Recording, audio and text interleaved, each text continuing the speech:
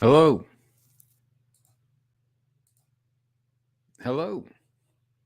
Hello, sir. If anybody wants to hop in, that would be better than me trying to do this by myself. Well, I guess it depends on who hops in, but most of you people I've met would make this better. So I listened to Paul Vanderklay's video today, and I feel like I would have to listen to it again, which I was considering doing that. It's like it was in order to understand Alex and John Vervaeke, like I'd probably have to listen to it 2 or 3 times. That was let's see, present, share screen. Can it share?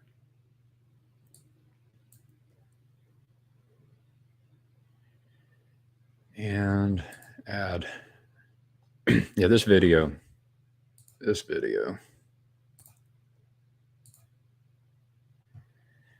Who all watched this one? I like how Paul was like complimenting Alex on like I think that the atheist agnostic types should be, I think you have to when they make good points, I think you need to let them know they're making good points. And Paul did that. He did that many times because yeah, I mean these are people with good minds who make good points that I like to think there's some way to respond to them. And so yeah, I've been moving slowly in my relationship with God, and I hope that my moving slowly allows me to kind of like stand by the door and say, "Hey, atheists and agnostics, hello." How are you doing, sir? I'm doing well. A good day. How are you? I am well, thank God. Yeah, thank God for that. What's this name you have? That's been my online name since I was a teenager, so I had a few names. My first name was Hi Jesus. I would get high. I would smoke the cannabis, and then I would try to have a relationship with Jesus while smoking the cannabis. And then that name got banned. And then I liked this one for a while. Doggy Mo is Oh My God spelled backwards. So those were my aliases. And then I ended up liking the whole the hero LFG, hero looking for group. So yeah, I'm that's telling you, been man, I've always wanted to be the king. That's my whole life. I've been wanting to be the king, not even shying from it. whole bunch of Yeah, pride. I watched Paul's video. I had already seen the Alex and Alex and John Viveki's conversation once, but it was helpful to listen to Paul go through it, so I pick up on things I previously missed on. But yeah, I too appreciated the fact that Paul was given complimenting Alex. Yeah. But I also think uh, Alex deserves that compliment because he was playing a role that I've not often seen Alex play, which was defending religiosity against John Viveki, which was interesting. I think he did a very generous job because he was saying things that I don't think he necessarily believes, but he knows that he was trying to be as generous as possible to his opponents. Yeah. This is where I feel a little bit slow. And it's like, so what were the arguments that Alex was making that he doesn't necessarily believe, but was attempting to challenge John Vervaeke? I think was particularly the conversation around afterlife. Alex from I think he's still an atheist. I mean, he is. He just had a debate with uh, Ben Shapiro on the Premier Unbelievable channel, debating the. Um, I think that the topic of debate was is religion good for society or something like that, and he was on the like he was saying no, and Ben Shapiro was saying yes. So he's historically been on the side of defending atheism against religious people, but against with John in that conversation, he was making an argument for why someone might believe in an afterlife and why that's, and also making it clear to John that it's not just what they believe in. It's not just like a figment of an imagination. It's not just a. It might be vague. They might struggle to describe it, but it's something that's very useful to them. And I think he did a very good job of it. Yeah. Yeah. The I forget, there was I think Daniel Dennett. He said he's at one point he said it's a useful trick to be able to tell a child who just lost their parent that they will see their parent again in the afterlife. And I think Daniel Dennett called it a good trick. And then like my mom died before I was 3, and I heard a lot of that too. So Hmm. it was but it's also like it's comforting when when you hear that and when you believe it. So I mean, there's an aspect of that that's it's definitely true, right? It's true that it can be comforting. And I I just watched a video. Oh, my connection isn't the greatest.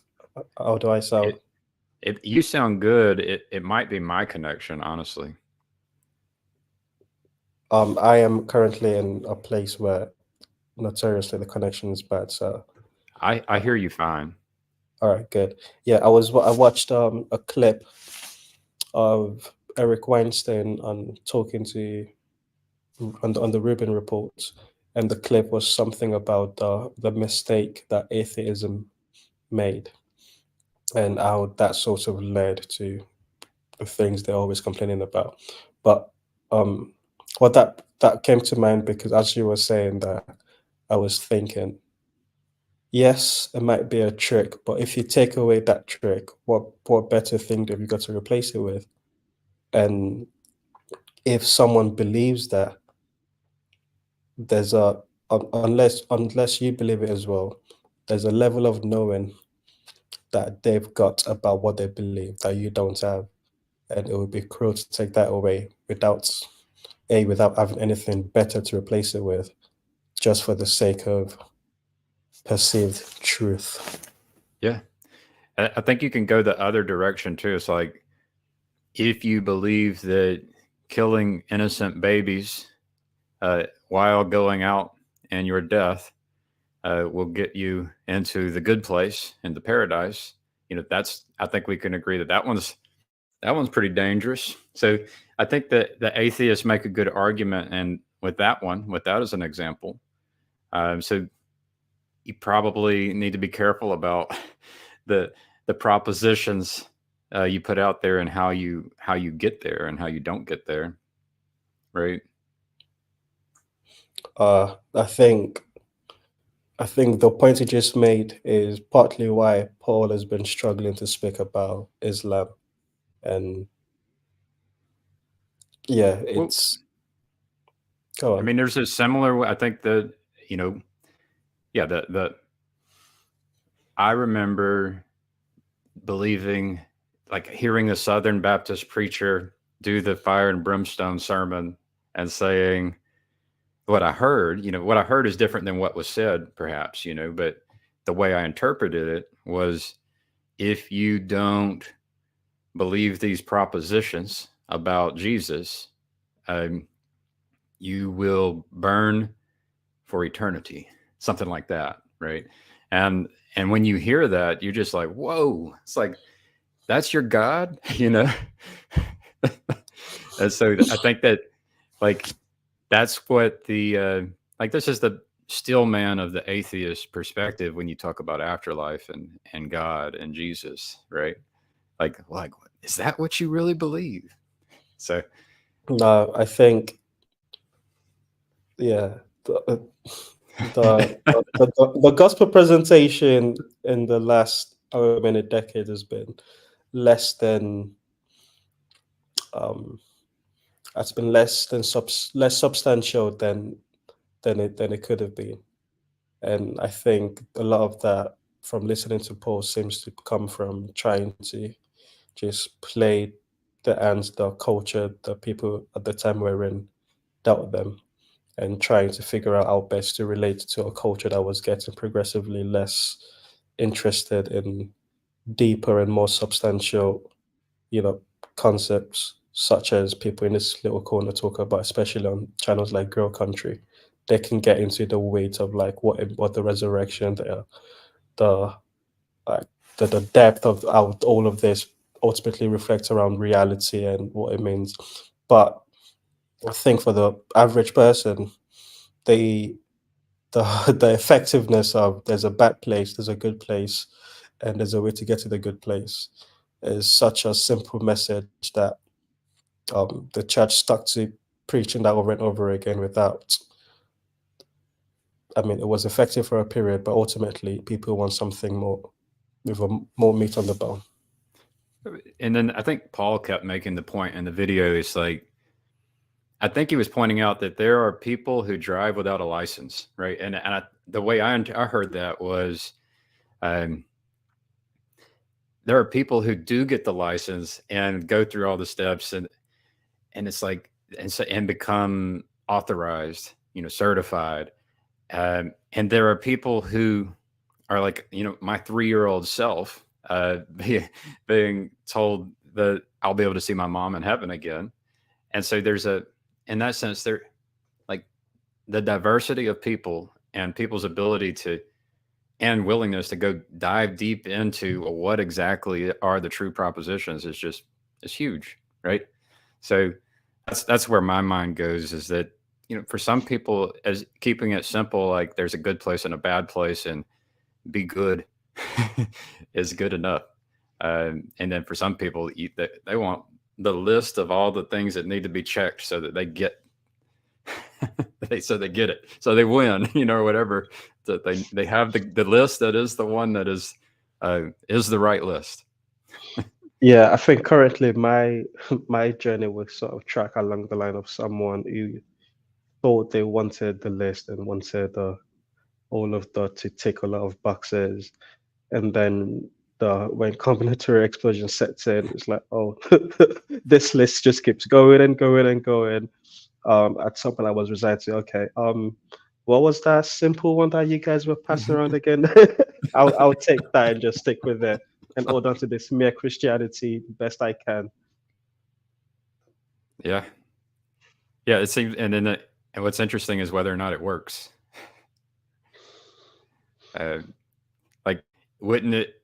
Yeah, I guess my God, my King, uh, makes himself available to everyone, including the 3-year-old kid, right? So it's like if it's something where you need to know advanced algebra in order to get there, um, that's not my king. My When king I goes after the lost sheep. uh, when I get into conversation with Muslims who, because I'm quite unlike a lot of the Christians that speak at school, and I'm quite polite and willing to engage and like them in all sorts of manner of conversation.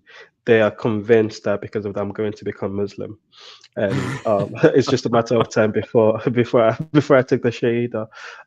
But my response to them is the reason I couldn't even consider is because of what you've just said, Gavin. My king is one that goes after the weakest and the lost and cares about them as much as it does the strong and the mighty. And there's space at the bottom of the cross for the strong, the weak, the rich, the poor. Everyone can come meet at the foot of the cross and bow down to the king. Um, Islam, from my understanding so far, is very much despises the weak. You can't be weak. There's an era of you have to God is strong, so you have to be strong like your God is, and you have to conquer like your God is, and that that just doesn't mesh with my understanding of what a loving God would do. Right. Yeah, I would hate that. Uh, yeah, I don't know. If I were, I would love to have the device to know when people are being honest, especially if I'm talking to Muslims, right? And so I'd want to know. Oh, It's like when you're oh, when you're. Gavin, you have no idea. I want You to have no know idea how triggering what's in that your is. mind, right? I want to know what's in your mind. I want to know. It'd be cool. It's like this is my mind, and you can see it. What's going on, and here's your mind. We can see what's going on, and let's compare these minds. I don't think I would want to know Mm, because I don't think I would even want to. I don't even know half the time what's going on in my own mind. Like my default sort of setting is confused because there is just so much going on. And I'm confused that more people are not confused. That's also confusing.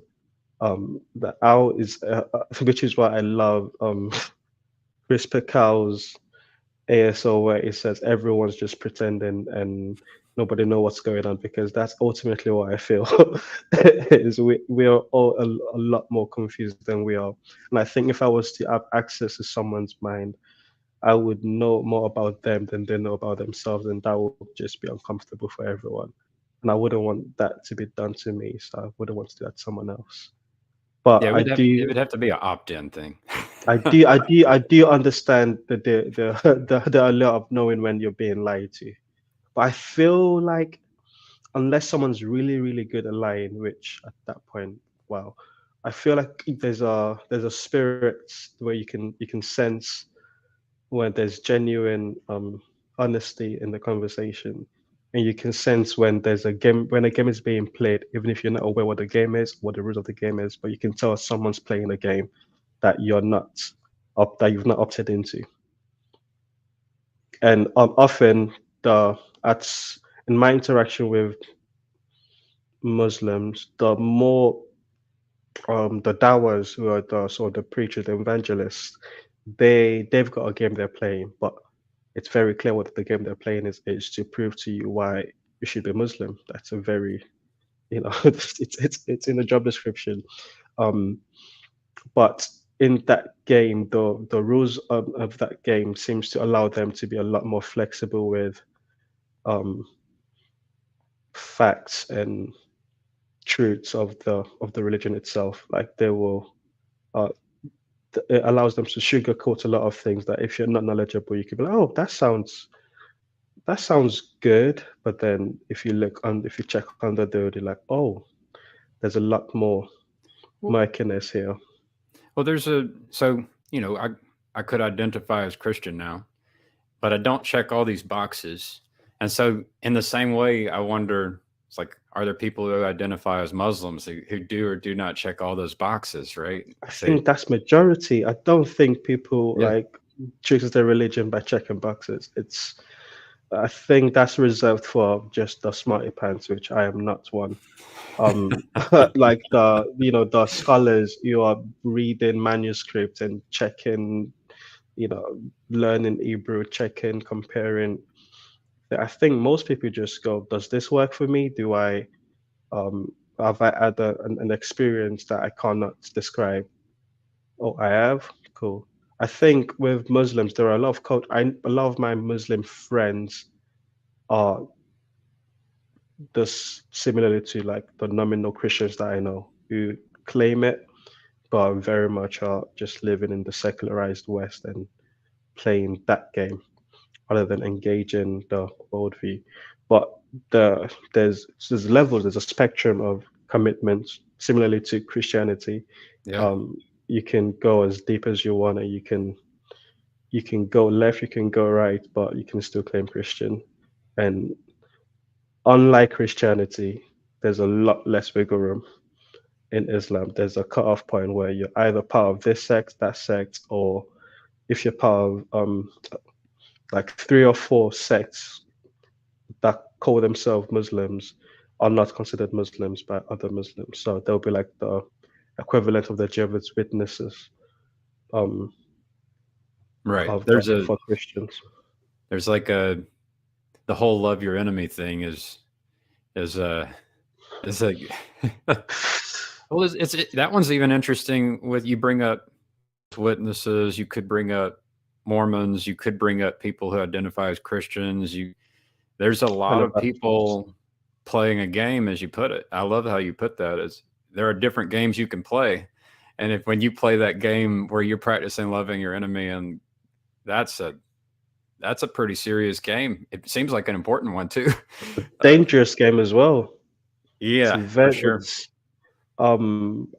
Yeah, especially the last few weeks, month or so. The threat of how dangerous it could be to love your enemy is very clear because Is that a personal, or you're paying attention to the world, or both, or both both but more paying attention to the the the temperature of the city, to put mm, it that way, and the the base in the conversation, like the conversation's getting a little bit bassier and a little bit rougher, and uh temperate people things are a lot more heightened, understandably, because people are identifying with one side of a war or the other, so that plays a huge role in the severity of the situation. And whereas there are you could look at the war in so many different aspects, but for a lot of people this is a religious war and part of a religious movement, and it's been a good recruitment tool for a lot of like the Muslim dawahs to not recruit new Muslims, but to activate so like sleeper cells, activate people that are a little bit maybe on the fence, and even people that like my own friends. I'm having conversations with them, and I'm notoriously the fence sitter. I'm not one way or the other on most yeah. issues because I've I'm done that. usually Yeah, I've done that too, and I've had people hate me for sitting on the fence. yes, You are the enemy if you sit on the fence. Like that's exactly right. That's the danger that I was pointing to. Is yeah, loving your enemies can be very dangerous when they decide that the way in which you're loving them. But it's not. It's especially when they decide you loving one person means you hate them, and yeah, yeah, that's interesting. I've run into it, but that turns into broken relationships and the ignoring. It's like, well, how far will it go? Um, if you yeah. want to practice loving the enemies. Yeah, that's a good point.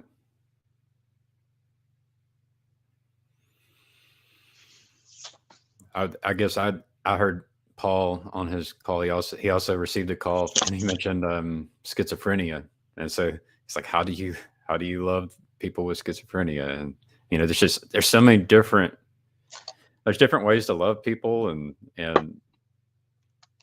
sometimes from a perspective, it might not look like you're being loving, right? And it's very, very easy to claim or feel like you're loving someone where in reality you're being quite selfish and self-serving. So there's a lot of potholes to watch out for on this road to try to learn how to love. Yeah, that's where it's nice to have someone you trust pointing out when you've like stumbled or something, like and cultivate something within you to be able to take that when someone tries to to tell you about your stumbling, that you can receive it. And that's hard. Well, it's been hard for me. Whenever all of a sudden have someone telling you that what you're doing is not good. And it's like I can be thick-headed, and then I could get angry, I could get defensive, I could become proud.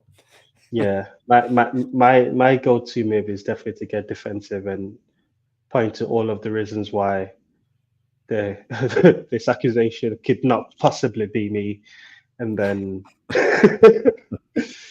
but I think the more we do it, the more we learn. The easier it becomes, like repetition, learning to take and listen, not just take, listen to criticisms, constructive or otherwise.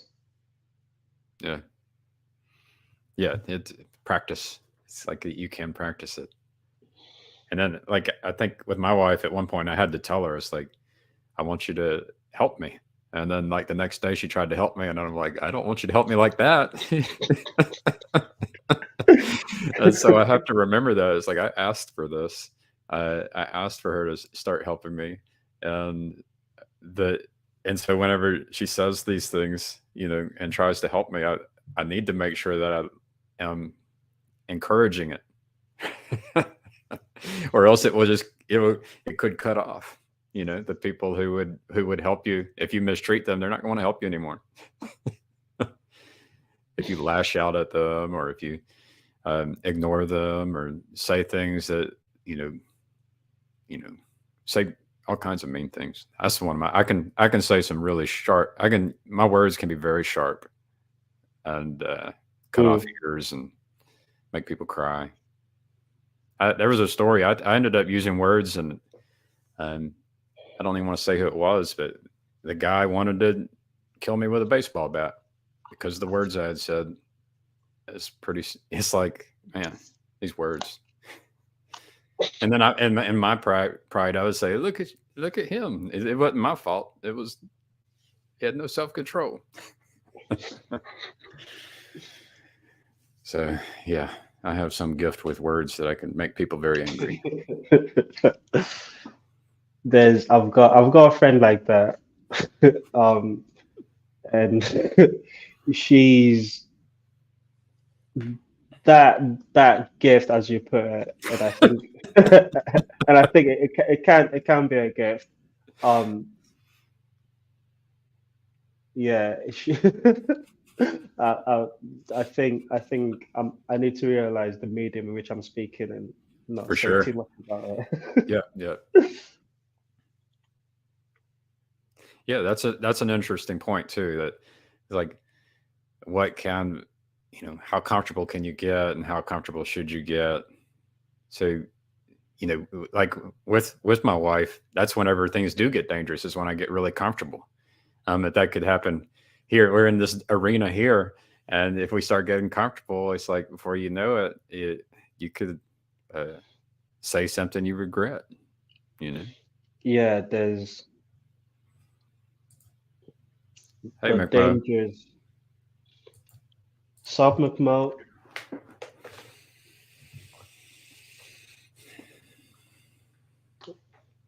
But I like trying to tiptoe around the issues, around the elephants, whatever the elephant is. I like trying to tiptoe and try to I mean, that's ultimate. Like with my son the other day, he was sharing, and I immediately like pointed at the destination in pride and said, "Well, this is how I do it, and this is where I'm at." And it's like, I got encouraged by my wife. It's like, um, maybe that's not the best thing to do. It's like maybe it's good that I have an idea of where we want to go, but I need to love my son or the other person. I need to listen to them, know where they're at, and be able to say the thing that's going to get them pointed in the right direction based on who they are, where they're at, their own combination of strengths and weaknesses. It's like otherwise, it's a pride thing. Since becoming a Christian, in which way how has that affected you being a father and the way you think about fatherhood, if any at all? Well, I mean, I would say even that point and that point I just made, there's like I'm getting better. Like I've noticed that pride thing is still with me, the wanting to be king with me, and it'll pop up in my relationships at home or any relationship, but I just happen to be with my wife and children often. It's at risk of popping up. And so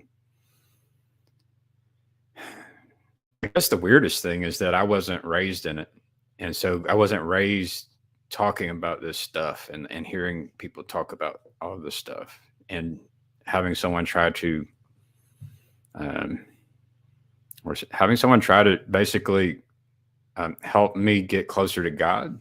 Like there were moments and the people who tried, but like that didn't really happen. So that's what's really strange is that, knowing that I that's what I want to do. And then also knowing that I'm not good at it. So I've got to figure, I'm trying to, I need to learn to be a better coach. I need to learn to be someone who encourages better. I could have a lot more to learn about loving people. Like I just don't have a lot of practice in these things.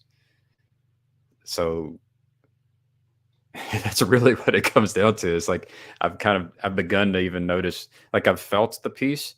I don't go into the anger as like nearly as much. I have a lot more peace. I would say that like I have a lot more peace, and I can go into peace and joy and gentleness quite a bit more.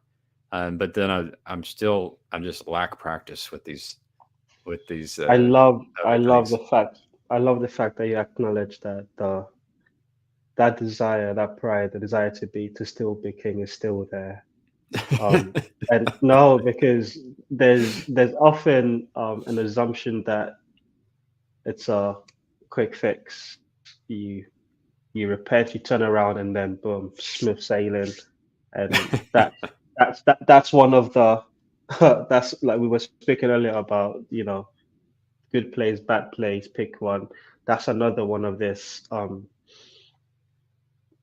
want to say lies that was told, but make things that was miscommunicated in the four square gospel era of Christianity, where there was this idea of come to Jesus and it's all going to be gone, but it's more like come to Jesus and then the work starts, and you start to realize just how inadequate and how much of you needs to be burnt away for you to be pure enough.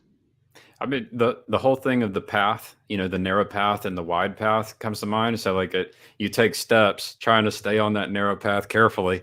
And if you're not careful, all of a sudden you'll start wandering. And then it's like, uh-oh, you got to be able to notice it. And then you have to figure out how to, at any point, you can always reorient and get back. And it has something to do with remembering, that our King goes after the lost sheep, that are, and so, but yeah, whenever I'm wandering off that, it's very easy to wander off the narrow path. And but that's something you can do. You want to be doing it at every moment, is trying to stay on the narrow path. It's not like I somehow have entered into the kingdom, and I don't have to worry about staying on the path anymore. Like that's a misconception. Yeah. I love that. I mean, you said you can always turn back and go back onto the path, and I think that's the beauty of grace, and that's something that I think is very unique to Christianity, in which there's both this recognition that yes, there's an ideal that I'm striving for, but also at the same time I know that there's grace for me, and it's only because of this grace that I can strive for the ideal, and it's just this back and forth. Okay, going forward, just moving forward, and like you said, keeping a watchful eye on how the fruits are developing, gentleness, kindness, and using that as a sort of like a guide. Yeah, it's easy to forget too. Like when I mess up, it's like it's very easy to all of a sudden realize that you're not on the path, and it's like, how did I get here? How long have I been wandering off this path? You know?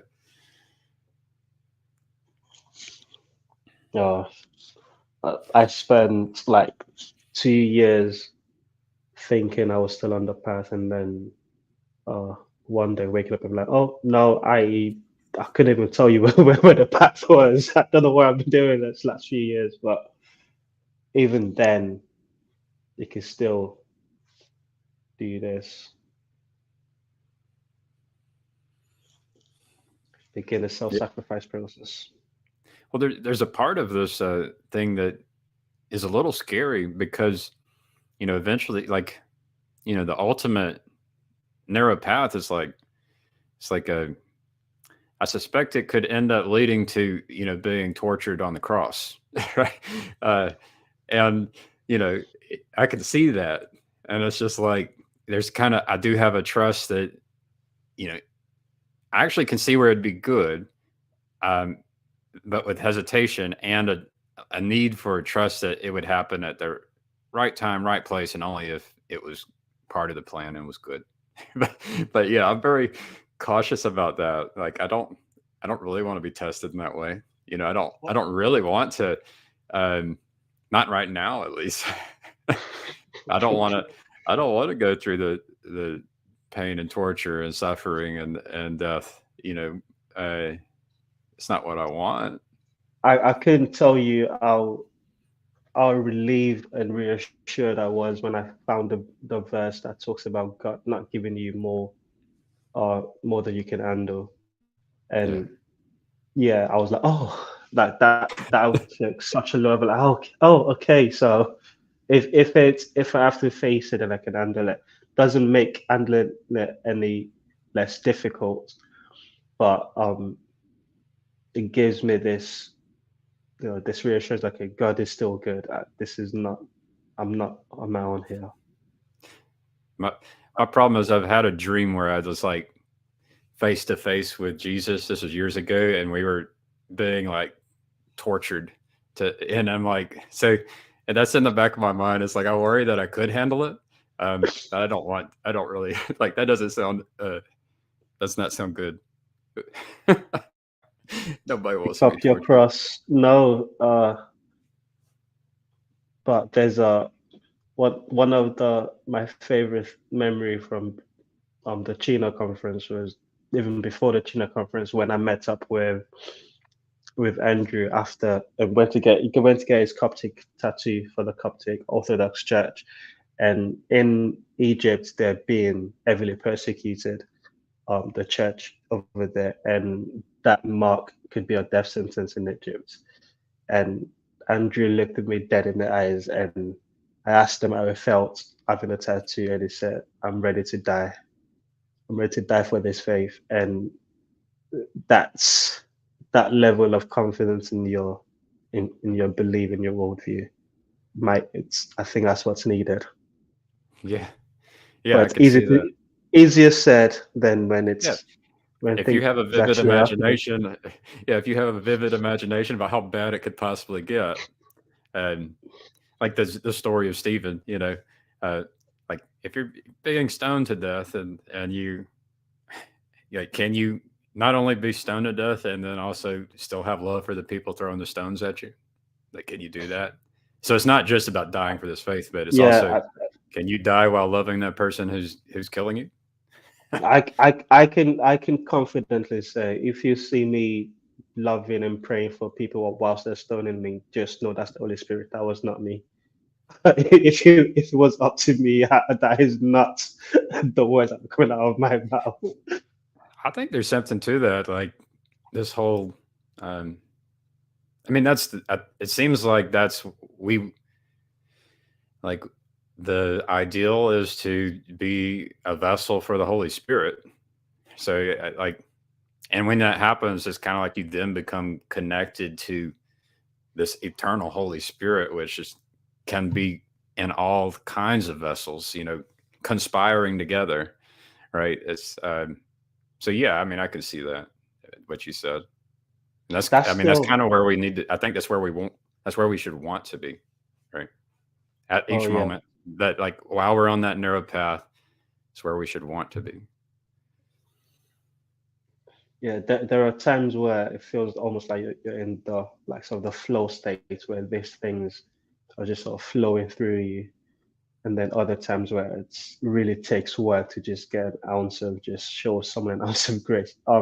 I think it really comes to it when you have to forgive someone, and depending on how hurt or how betrayed or whatever the wrong was, uh, each time you're like, I don't want to, and then it's like, but God did first, and then okay, fine, I have to, but I still don't want to.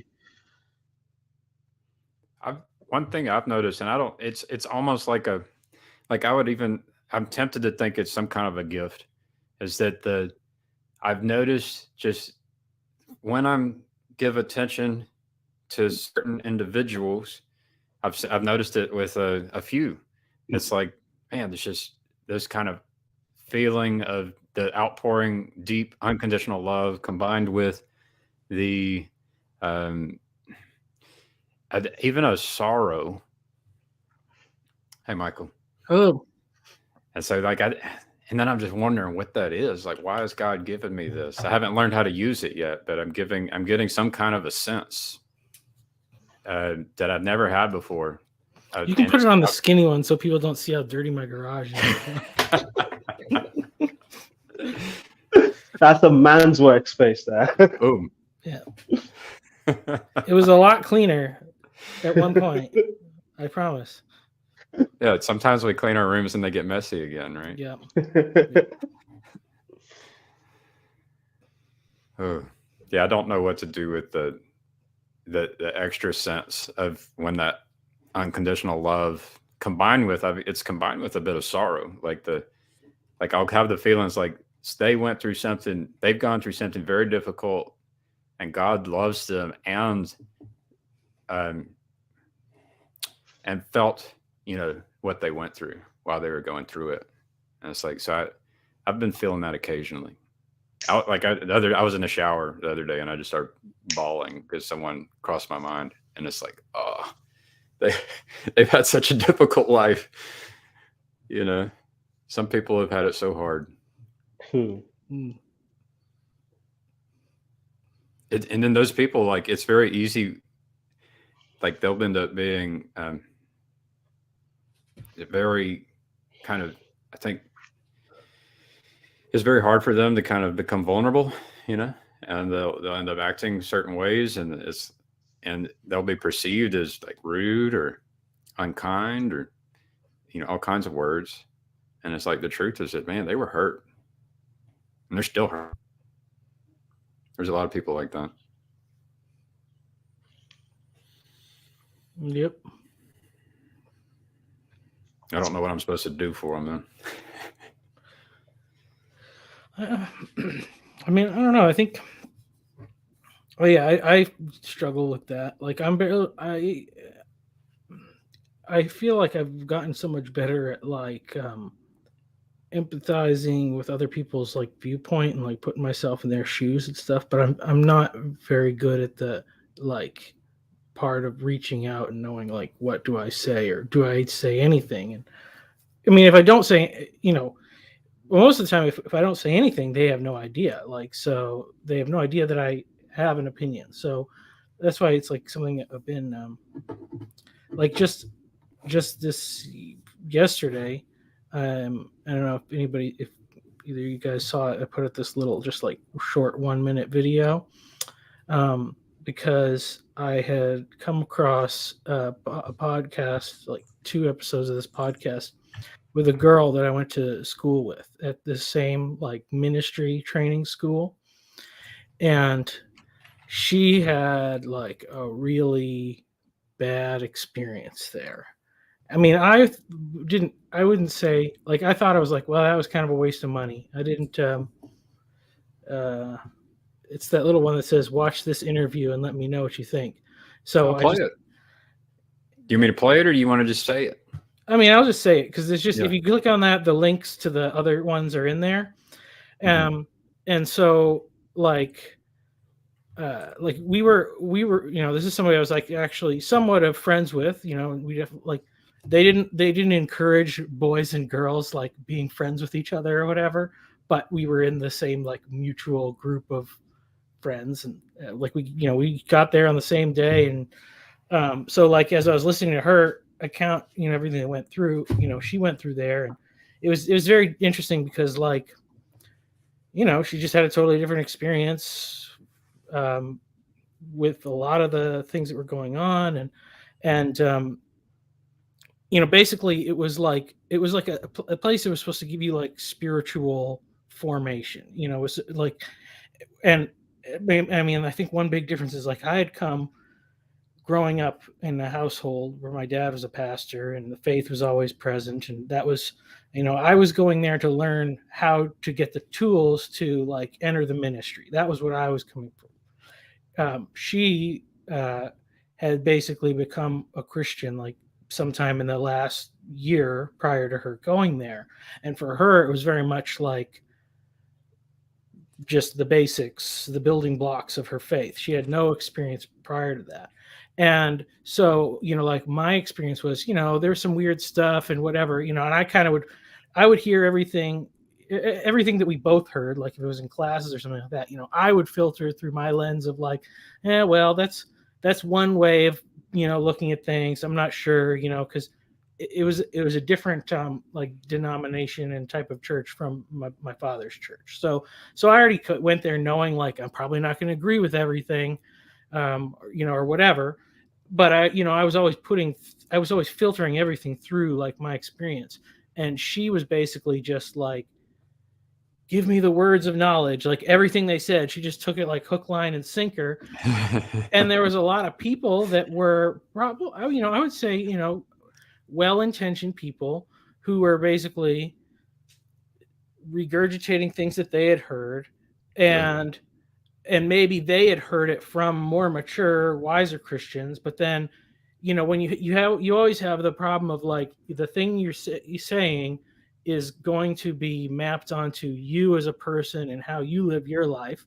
And so like, that's the scary part of like bearing the image of God and the name of God, is that, we are representing, like, as far as anybody knows, if you say you're a Christian, you are Jesus Christ, as far as they know. The way that you act, the way that you speak, those are the words and actions of Jesus.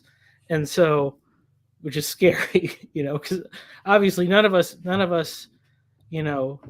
do that perfectly.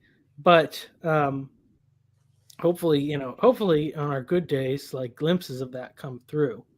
And so I was listening to this whole thing, and I've been thinking like, I don't know, like, should I reach out to her? Or, she went through a lot of stuff, because like I was there for like 2 years, and then I was like, this is lame. I'm not gonna, like, there's no point in me coming back. I'm not going to, like, it was kind of a thing where if you didn't kind of like catch the eye of the leadership or whatever, your likely success of like,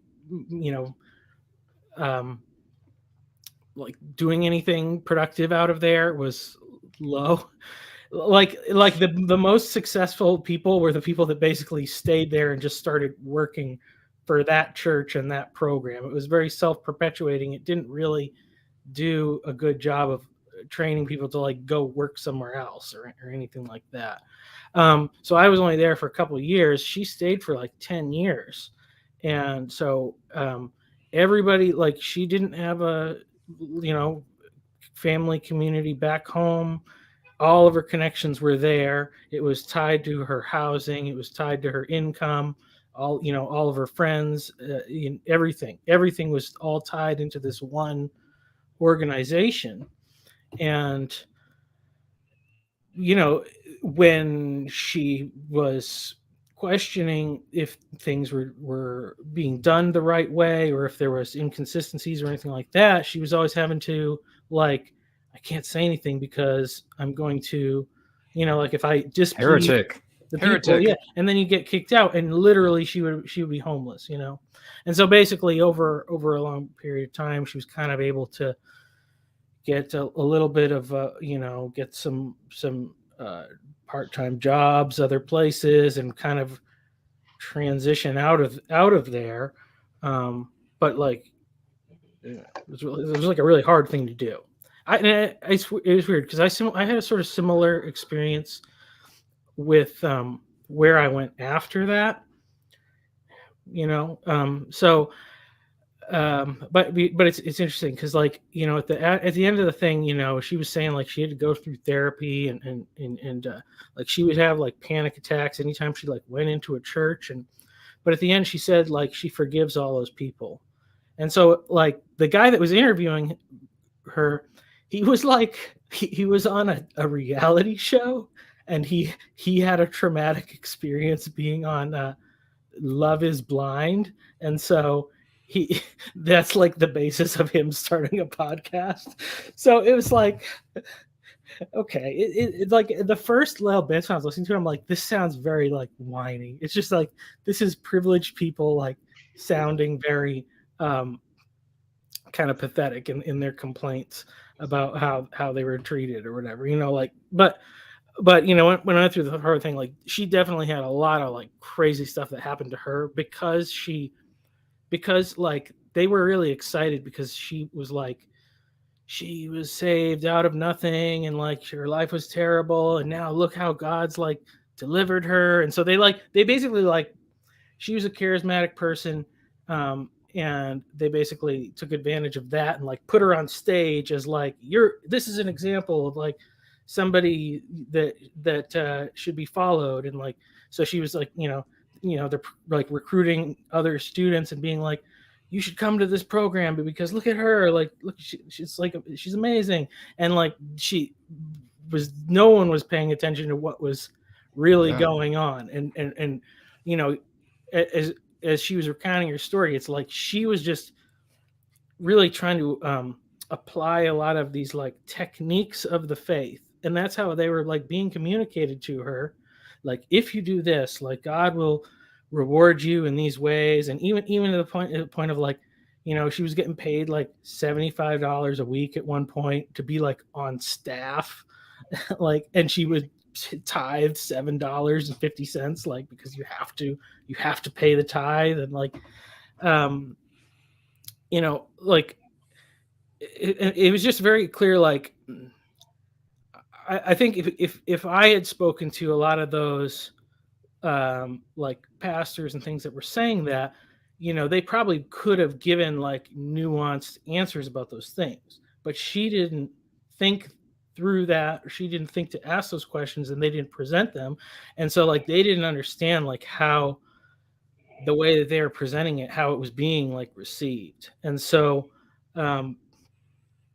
so basically her like experience of all the propositions of like, what is Christianity and how does it work, it was very much like this kind of karma, and just all about the rewards and punishments and fear of hell and all this stuff that like I would just basically like filter out whenever I probably was hearing any of these things, but it hit her in such a totally different way. And so anyway, so the guy, so obviously she's in a much healthier place now, and I was very glad to hear her saying like she forgives the people. I don't know like what her like spiritual life is now or whatever. So I don't know. I was thinking about like, maybe I should reach out to her, and I could like share my conversation with Paul that I had that was kind of similar in some ways, and you know, it's just, but it's just the thing of like most of the time I'll always be like, you know, if I go on like Facebook or something and I see these people I've known for a long while and like something bad happens and I'm like, I should say something, and I'm like, I don't know what to say, and then I just don't say anything. So like that's you know, I'm such a like an introverted person and so much of an internal processor that like my interior world is very real and there's lots of stuff going on there, but I'm not good at like figuring out how to communicate the good intentions or whatever that I have. No, So anyway, that I can relate to that 100%. The idea of, you know, being so internal, like having a very real internal world, and then trying to explain that using words fail. Um, but really quickly, you mentioned that the teachers, the people that were at the school, it's difficult to, you know, you can't really account for how what you say is perceived. But to some extent, is that not part of the job? Like, should that not be part of the responsibility of the people in charge to be wary of the way they're presenting? Gavin and I were speaking earlier of the way in which the gospel was presented, in which it's just, you know, there's a bad place, there's a good place, and there's a way for you to get to the good place. And that sort of basic way of presenting the gospel has its merits, but it's leaving out a lot of, you know, meat on the bone. And similarly to that situation, it sounds like they've given vague, to invoke Paul's latest video, or vague conception that can sort of fill in the gaps yourself. well, I mean, honestly, it was they did such a bad job because part of the problem was they kind of had this concept of like, you know, the program was like technically like 3 years or something. Like your first year was about your like spiritual development, you know, that was you and God. That's why you weren't allowed to date for the first year because you were just supposed to focus on you and God.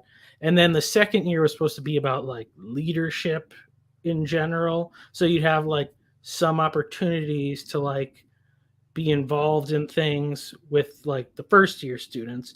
And then by the third year, like it was supposed to be like that was the year of like if you would go for a third year if you were involved planning on like a career in ministry. But like the third years were only just 2 years older than the people that just, you know, were showed up without knowing toddler Christians. You Yeah. got toddler Christians in Yeah. leadership positions. And they had like basically it was like, and this is maybe this is some of why I'm like suspicious of people who are overly enthusiastic about hierarchies, because it was like the third years would spend most of their time being like discipled and mentored by the people on staff, and and like, you know, the staff was a more or less flat hierarchy, and then there was like a director at the top, and the director was like we saw him once a week for like the chapel services. It was like a big deal if he showed up to anything. Like people treated him like he was like a celebrity or something. And like there was a lot of that. There was a lot of this like weird celebrity thing. And I remember even like, you know, we were all involved like in the youth ministry. They had like it was a big mega church. It was like 4,000 people. The youth group was like 750 kids. And you know, and they had it like all split into like these little cells or whatever, so it was like more manageable. But like they were very much of this youth strategy of like, okay, we're not going to worry about reaching all the kids. We're going to go into the school and we're going to focus on hanging out with the quarterback and the head cheerleader, and we're going to get them on board, and then they're going to bring everybody else. So very much celebrity culture. Yeah. And then like, and that's just how they thought. And basically, I mean, honestly, it was very good for me personally to be in this environment because like almost from day one, I was like, I don't know, I have to be really suspicious about everything they say. And so like it really, like I really personally like thought through every single thing for myself. But that was like the absolute opposite experience that my friend had going there, not knowing anything, you know? So I think that's something you can discuss with her, because the person that I interviewed there wasn't someone that went to the same school, so you've got shared experiences, and you can see things from us from her point of view. She was there for much longer than you were, but I'm sure she can see things that from your point of view as well that she probably didn't realize, and especially like the experience that you went in with versus the green. Yeah. I mean that was even the thing because like, so that was it was like a Pentecostal church. My dad was a pastor of like a congregational church, which that was basically it was Calvinist. It was hymns. It wasn't it wasn't like very fancy as far as liturgy goes. It was pretty simple, but it was just it was very much like the Bible was everything. We were always in the Bible. Like there was no fancy stuff. There was no guest speakers or anything like that. So it was and they exposed me to a lot of like apologetics things and like good like critical thinking kind of like stuff and so I had so much more of a like broad experience than a lot of these people. A lot of them had either been in that denomination their whole life or they were new Christians when they showed up. So, and that was like I remember I got there and like one of the staff, it was very early on, and one of the staff members was like, oh, like I love learning from like old preachers and stuff like that, and like Charles Spurgeon and stuff like this. But he said, but the problem was he was a Calvinist, and Calvinism leads you to depression, and it's not good. And so you have to really worry about that. And I was like, I don't know. Okay, I'm gonna keep my mouth shut from now on. So, like, excuse me. Yeah. Well, I wasn't gonna. I was the extreme minority in that regard. So I wasn't gonna get my head chopped off. But I find it so curious that the way what you've described sums up a lot of churches in the UK, a lot of charismatic churches in the UK, particularly. It's sort of this building you up to be part of all of the training is geared towards being part of the ministry, and the more an example is there's a church that of two of my friends actually pastor in that denomination called First Love, and a different friend invited me to. They've got loads of branches in the UK, and I was invited to a different branch, and I went, and in the card they were telling me how great the church is, and one of the things they said, which was meant to be the selling point, was that the people that were going to Bible study, and they were telling me about their Bible study leader, and they were saying, "Oh, she's so great. One of the reasons she's a leader is because she spends all of her time at the church. She doesn't leave the church, and it's the more people, if they see you around, you just have to be around the church, and they'll realize that you've got leadership potential." And that to me was like, oh, not you guys as well. And that's sort of the vibe, is just be around, show that you're committed to this, to the church, and you'll be promoted. Yeah, that was like, so we had like an hour every day for like quiet times, but then they would always be talking about like, if you really want to be spiritual, you have to be having extra quiet times. It's like if you're in that sanctuary, like at nighttime, praying, like, and that was like the thing, and that was the thing of how many of the people that would bother doing that did it because they wanted to spend more time with God versus they wanted to be seen doing it, and it's just, and I think, there's they just like, there's no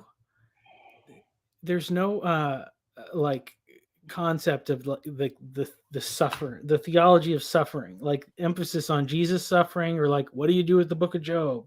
What do you do with the story of Joseph? Like it was all very much like, it wasn't like necessarily like, it wasn't like the extreme prosperity gospel, but it was very much like aiming that way. And a karmic gospel. a what?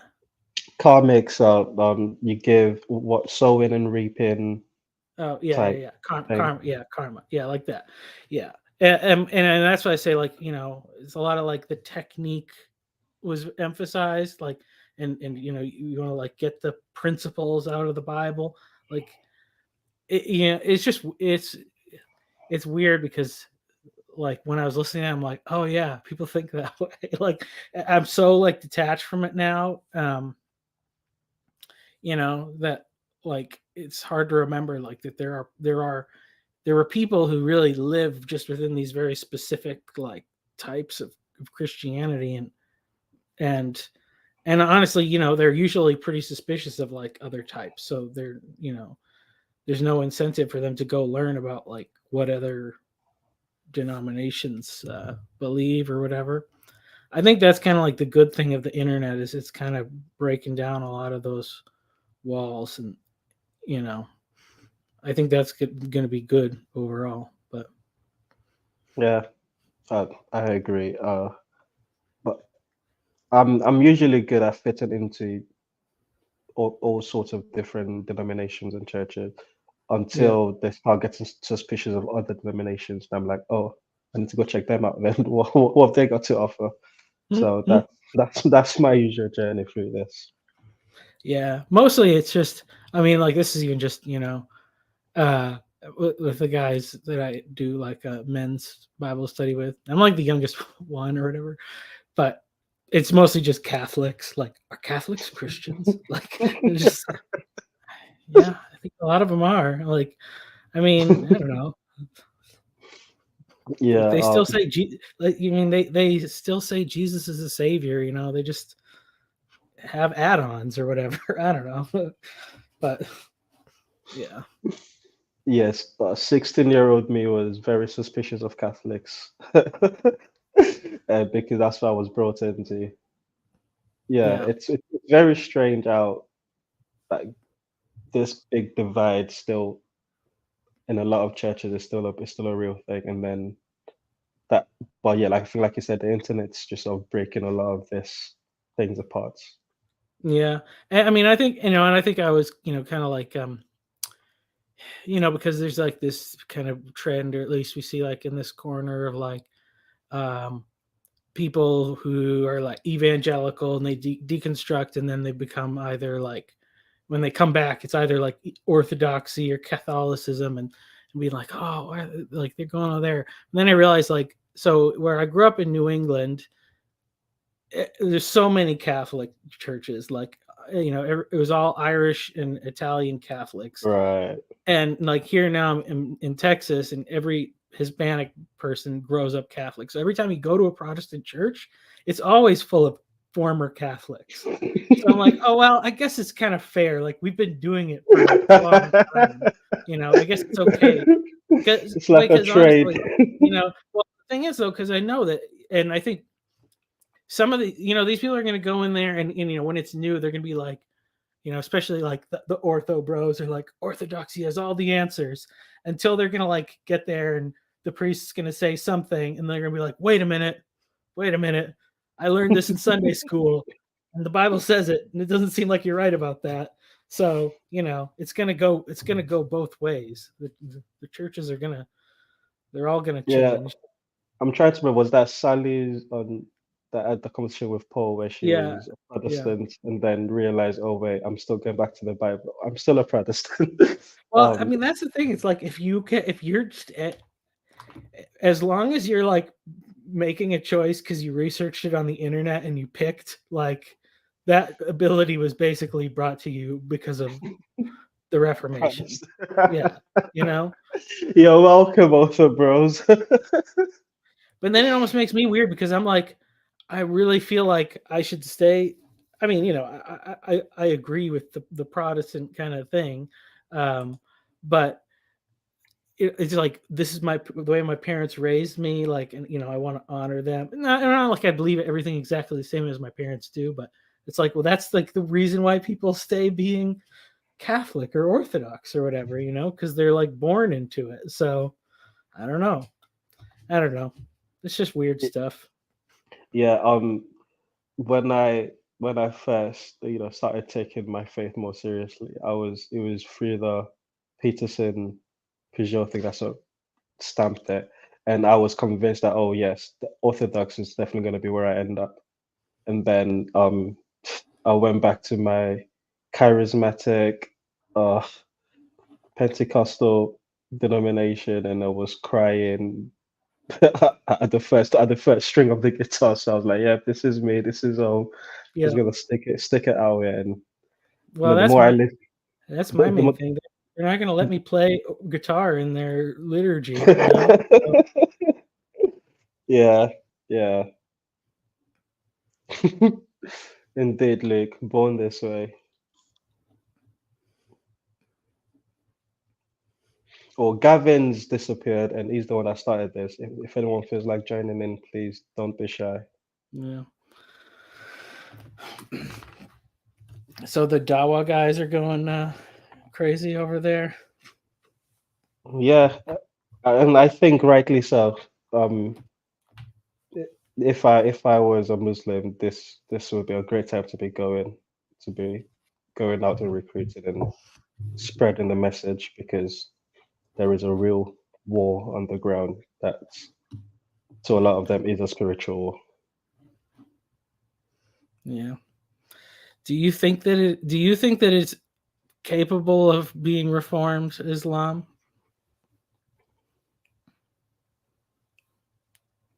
I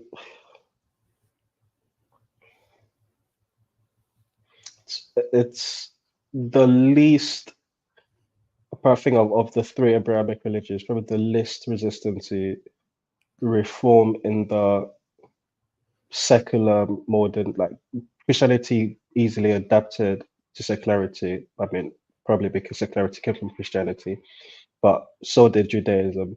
Mm. Islam, so the Ahmadiyas, which is a sect of Islam that all other Muslims wouldn't call Muslims, they are sort of like Jehovah's Witnesses of Islam. They are very much modernistic, and they can easily fit into like they They can keep easily their religion separate from the rest of their life or whatever. not necessarily, but they sort of um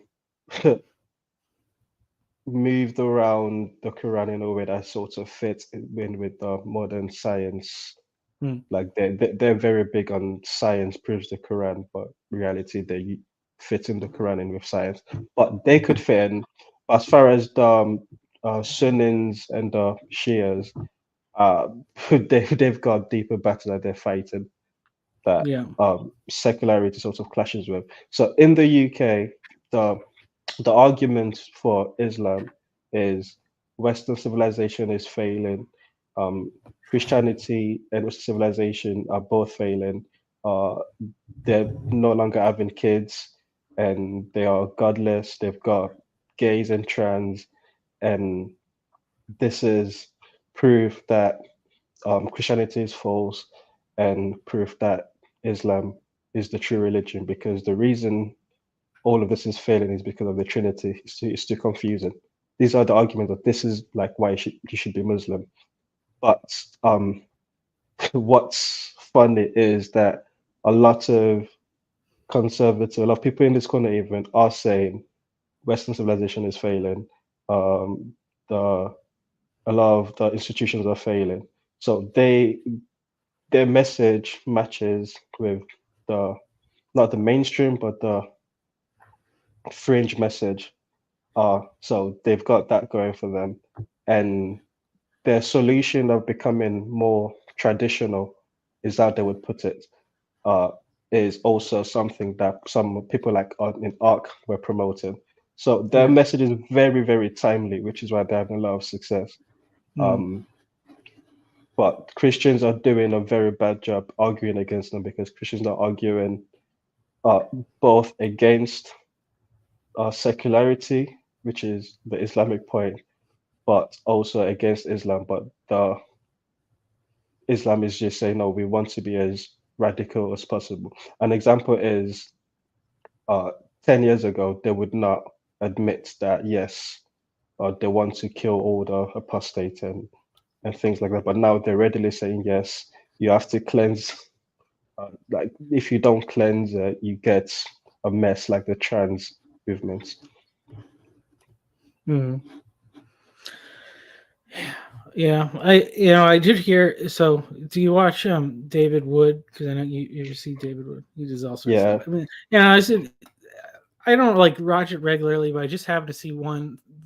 I think he just came out with a day or two ago, and it was like about why the Quran says you have to read it or it has to be Arabic. In Arabic, yeah. Yeah, and it's interesting because what he was basically saying is that what the Quran actually says is like it had to come in Arabic because that was the language that those people spoke, and that the other people had received the message or whatever in their The own people of the book. languages. Yeah, and so which if that like that because I think that's the thing that makes it the most like resistant to change is because you have to learn like what it's not even like modern Arabic, it's like medieval Arabic or whatever, and nobody can question anything unless if they're questioning it in Arabic, because it's like, oh, you don't speak the language, so your opinion doesn't count. So and I think that the ability to translate into different languages is like, to me, it's one of the biggest key things about Christianity that helps it to adapt. I think that's kind of the central thing, really, and it's interesting too because Judaism used to be like that, and then they basically said we have to do everything in Hebrew, basically to preserve their culture against Christianity or whatever, when like they were being oppressed and all that stuff. So I mean, because that's just such an interesting thing, because like language is such it's such a like powerful thing in culture. And I mean, like that's like kind of the Babel thing. If you can get all the people to speak the same language, you can get them to think their thoughts the same way or whatever, and like that's which is kind of why I'm really skeptical about, like, even when Christians are trying to say like we need to go back to the traditional thing. Like, I mean, I don't agree like in the way that like progressive Christianity is trying to progress like towards more sin, but I think Quite frankly, yeah. but I think that, like, out of like this internet thing of like all the mixing and people like learning about different stuff, like I think a stronger version of Christianity will come out of that. Like, because I think that's an important thing. Like, I think there will be more unity of people like looking at other denominations and traditions and seeing them as like, these are our brothers. Even though we don't do things in the same way, like we can understand why we have those differences. I mean, I think we have a lot of that. You don't really have like people killing each other over like modes of baptism or things like that, like we used to. So, but it, it is frightening because our religion doesn't really give us any excuse to kill people, but theirs does. So that's not just give them an excuse to kill people, it gives them a reason in the most real sense of the word. Paul, I mean, Viveki and Alex O'Connor were talking about the afterlife, and how Alex was trying to make the case for how that can be a powerful motivation, and that's a good motive. Like, killing people is encouraged as like part of the afterlife package in Islam.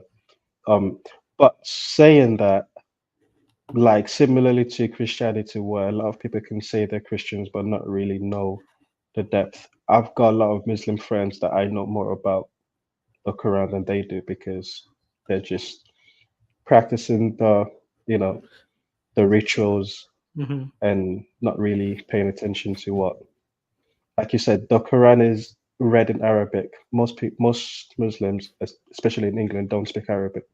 Yeah. Even the Well, Dawa guy. yeah.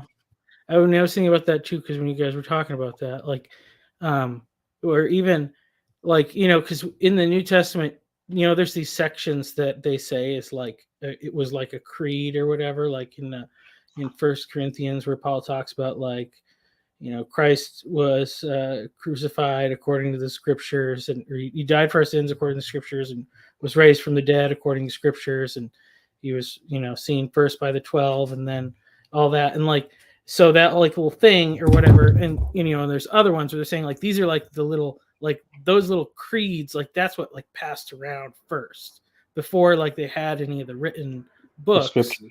Yeah, and so like and you're just like these little like sayings of like Jesus is Lord. And it's like, so people like put their faith in Christ, really knowing very little. They didn't have a whole New Testament. They didn't even have one gospel. They just had like some little things. And I know that's kind of like, because I mean, technically it's like, when you're being converted under the sword, like what do they want you to say? Like, there's only one God and Muhammad is his prophet or whatever it is, like, so it's like, how many people did that? And then the soldiers went away, and that was all that, like, they were like, well, we're not pagans anymore. We have like 2 sentences of theology. And to think like, if that's like, if that's what you're putting your faith in, like that's better than like paganism, because I think about like those Uyghur Muslims, in China, and they're like, I don't really know anything about them or whatever, but like from what I can tell, they're just being persecuted all the time. Like they're not having jihads against anybody. They're all like being enslaved all the time, and they're like not willing to compromise their faith, which is why they're persecuted. So it's like, it's hard for me to look at that, and then when I hear like Christians in America be like, oh, why do we care about the Uyghurs? They're Muslims. They're all going to hell. Like, like, look, they have like, they're exhibiting faith in God, and they, probably don't have Qurans readily available, and they're being enslaved and all this stuff. Like, I don't know. Yeah. Yeah, I was gonna bring that up. Similar to that, not exactly, but can't speak to the Uyghurs obviously because I like know very little. But the Muslims here, it's the community, quite frankly, in a time where everyone's complaining about the meaning crisis, no community. The Muslim community is thriving and healthy, and it gives a lot of my Muslim friends they are currently in the wild phase, however, but they're all, even the girls, are resigned to the fact that eventually they're going to marry a Muslim man or girl and start making babies and taking them to mosque and teaching them to be good Muslims. So it's the people, it's the culture, it's the community more than the creed or even the Quran that's making it healthy. But the sort of the spine of the religion is those beliefs, those things. Those are the people that are willing to die for it. And there's a feedback loop where, for example, not to talk about it, but the October 7th events, and to my Muslim friends, is a great thing. It'll be like the Uyghurs revolting against the Chinese. That's how they see it, and so that energizes the base and gets people more committed to the faith as well.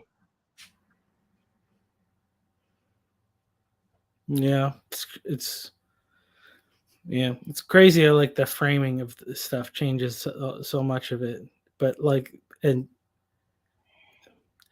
which I mean, for like my experience talking earlier, like I'm always suspicious about everything, so it's like, that's good, but so many people are not that way. So just if they hear something framed a certain way, and I mean, that's the same thing here, because like you have all these people that are like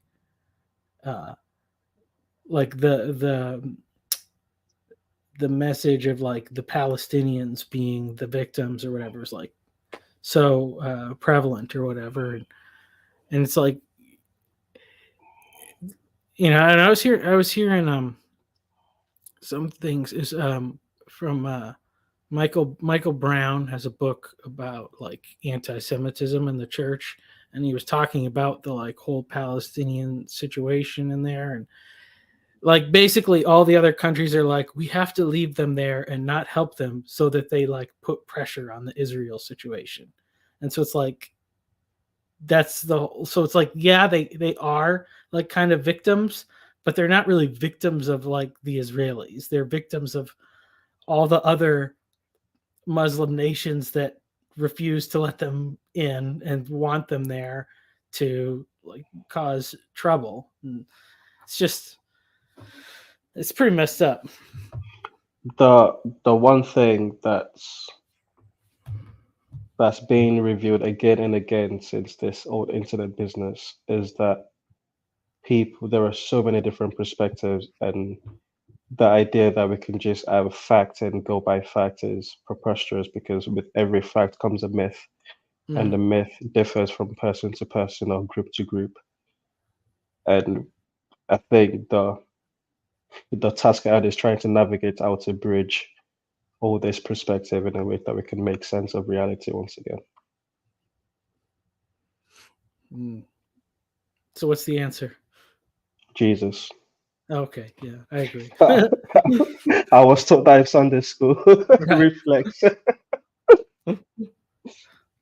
No, but I do. That's what Gavin and I were speaking about. The more I listen to Muslims, the more I listen to different types of Muslims, the more I'm convinced that the only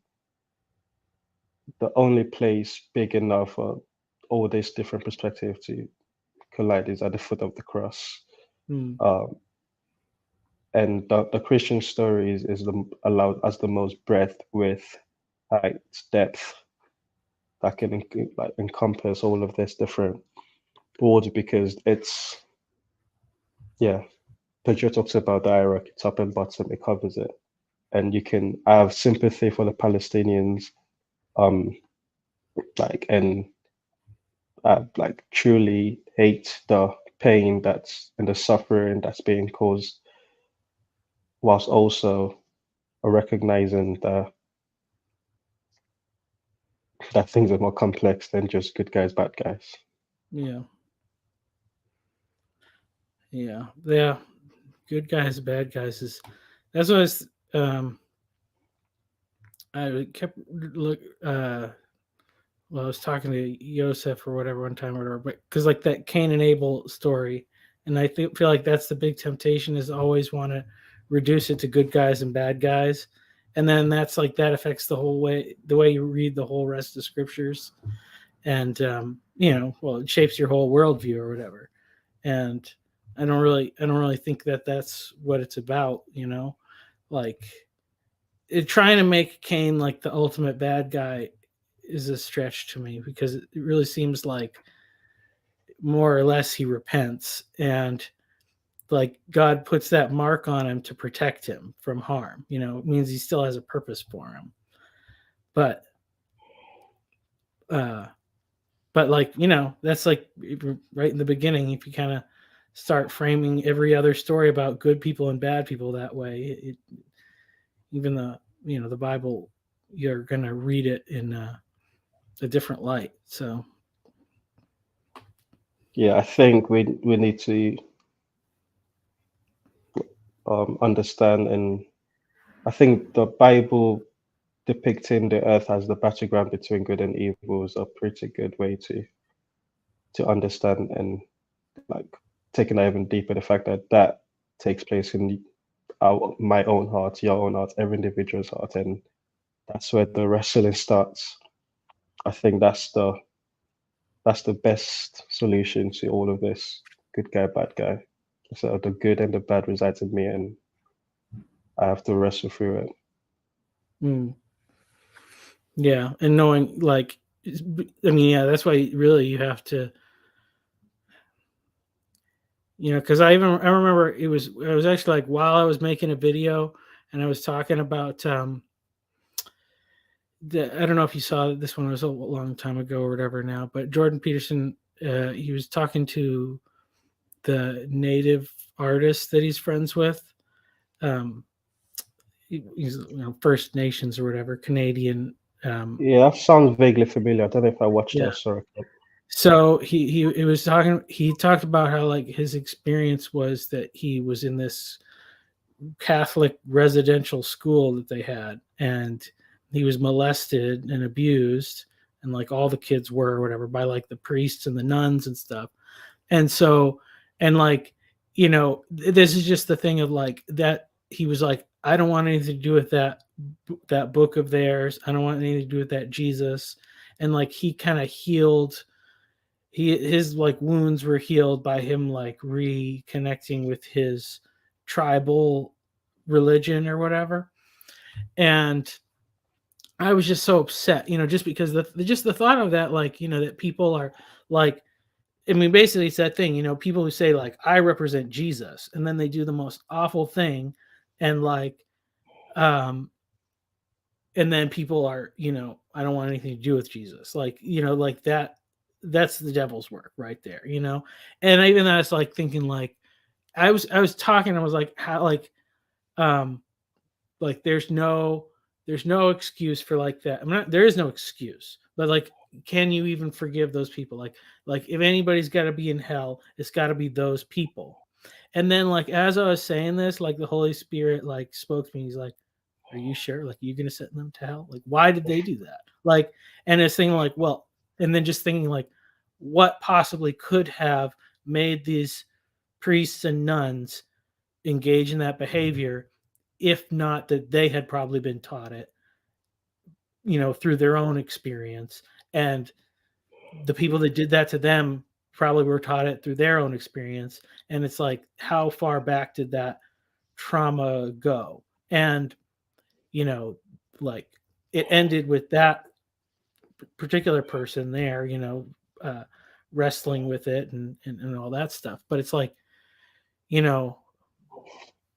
it's just like when we think, it's just, you really can't look at anybody but Jesus and be like, is there, like, we are all capable of such evil. Like, and that's, I think that's the thing that Peterson talks about. Like, that, if you think you're the one that would stand up and do different, you're wrong. You're the one that would go along with it. And until you realize like you're the one that could have gone along with it, you're not gonna, you're not gonna have what it takes to like actually stand up. And Yeah. so, like just like wrestling with that and just thinking like, I don't know. Yeah, I don't want to be the one that's judging people, because I'm not standing in the right place. I'm lucky and privileged that I didn't go through the kind of traumas and the things that could have made me reject God, or could have made me into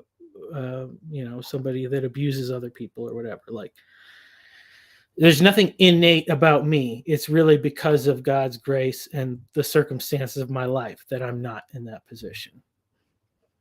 Yeah, I think that's a much healthier way of seeing things, rather than just going straight to the judgment throne where we don't belong and casting stones. Yeah. Well, I should probably go, because it's time for me to go see my children or whatever. But thank you for joining, Michael. Are you staying on? I don't have any power over this thing, so I don't know. I think I've got power to end this, but I'm gonna end it pretty much as soon as you go. So thanks everyone for joining. And if Gavin comes back, we'll start a new stream. Bye everyone.